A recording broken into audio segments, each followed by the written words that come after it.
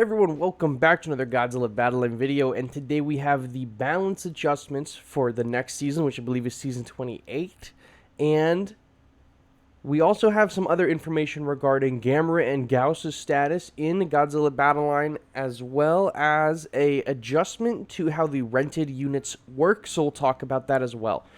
Let's talk about the balance adjustments. I know this is probably make or break for some people on the meta. I don't really think the meta is going to take a big shift one way or the other, but this is fine. So they want to ensure that players using characters that don't get a lot of play. So Mothra Larva and Mothra Imago. I actually had a dream about this where Mothra Imago became a 3 cost. So Mothra Larva has had their cost lowered and the HP increased. Mothra Imago has had their cost lowered, so I imagine Mothra Imago will be like a 3 cost. That actually might be really, really good for her at 3 because she's already pretty strong. It's just like you don't want to spend that energy on her. For 3, she could definitely see a lot of play. The main problem is she's also currently, as long as Earth is meta, probably the best leader in the game to heal him. So do you want to use her on the field? Do you want to use her as a leader? I think it's totally valid right now. And you know I had to rock that Mothra drip just for this announcement. After Mothra, we have Destroy Larva, which are getting an increase to HP. Now, this is for the regular Destroy Larva. However, the Destroy Larva that Destroy Perfect Form drops uses the same stats. So I am curious to see if this HP increase transfers over also to Destroy Perfect Form's Larva, because this ends up being an indirect buff to Destroy, and Lord knows he didn't need one. And then Kamakura Swarm had their HP increased. These two don't really matter. The Destroyer Larva one only matters if it affects the perfect form of Destroyer. Kamakura is getting above the Swarm at least. Doesn't matter at all. And then the Mothra and the Mothra Larva ones could be big, but really good leader right now. So pick and choose your battles, I guess. Next, we have an adjustment of level upgrade on the battle pieces. It says, starting with the new season from October 6th, the level of your upgrade battle pieces will be higher than previously if your arena rank is Grand Champion or higher. Both new and classic battle pieces are set to be featured as upgrade battle pieces, so stay alert.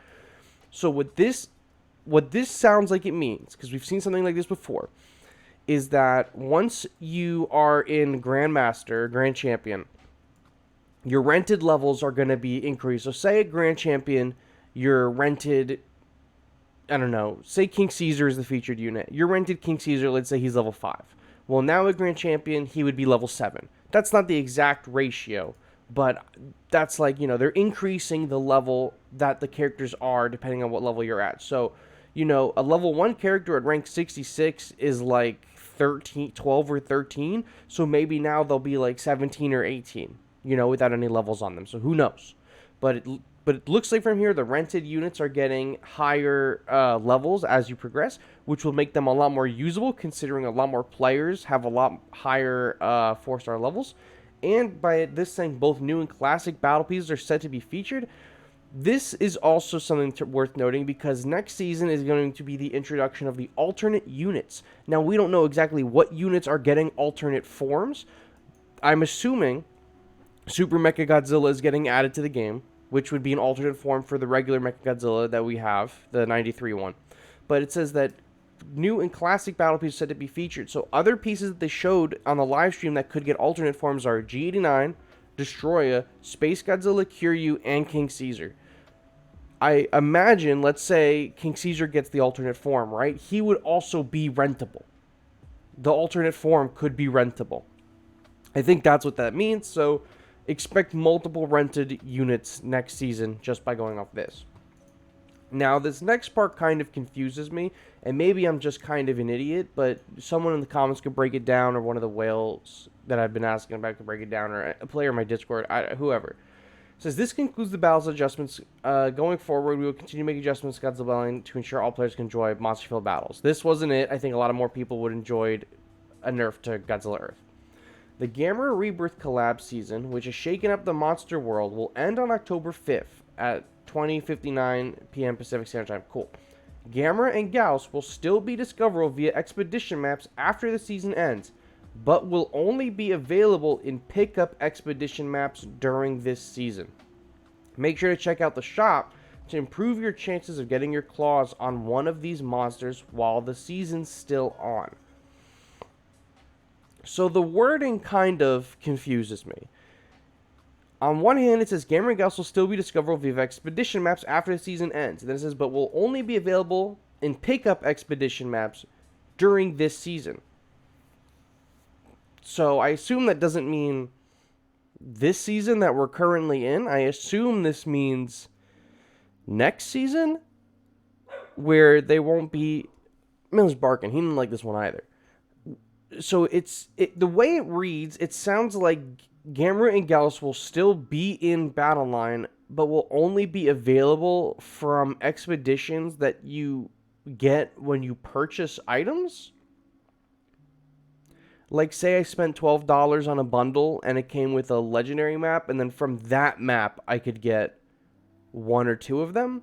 Because then it says, make sure to check out the shop to improve your chances of getting your claws on these monsters while this season's on. So it reads to me like this last one here is saying, hey, they're still in the shop, readily available this season. Go pick them up. And then this one kind of reads like that they're going to be exclusive to offers. Because it says they will be discoverable via expedition maps after the season ends, but will only be available in pickup expeditions during this season. So does that mean only next season they're going to be available in offers, and then they're going to go into the regular maps? I don't really understand what this is. I really hope that they're not paywalling Gamera and Gyaos. That would be really shitty if they did. It kind of sounds like that is what they're doing. But I am going to just wait for the season to start and more blogs to come out before we jump to any conclusions. Maybe I'll ask Toho for comment on this, but super weird. They've never done something like this with a character before. I don't know what the benefit is of doing it at all. Not really certain. I'm asking around in some Discords, and people are also saying that this doesn't really make a lot of sense. So I guess we're just going to have to wait and see. Worst case scenario, Gamera and Gyaos become paywalled into the store. Normal best case scenario would be they're just added to the expedition maps like every other unit. So the wording is a little weird. We're going to have to wait and see what the deal is. So that's what I got for you guys. Let me know what your thoughts on any of this. The Gamera and Gyaos situation, the rented levels, or the, I think, personally, lackluster buffs and nerfs. Let me know your thoughts down below, and I will catch you all on the next one. Bye-bye.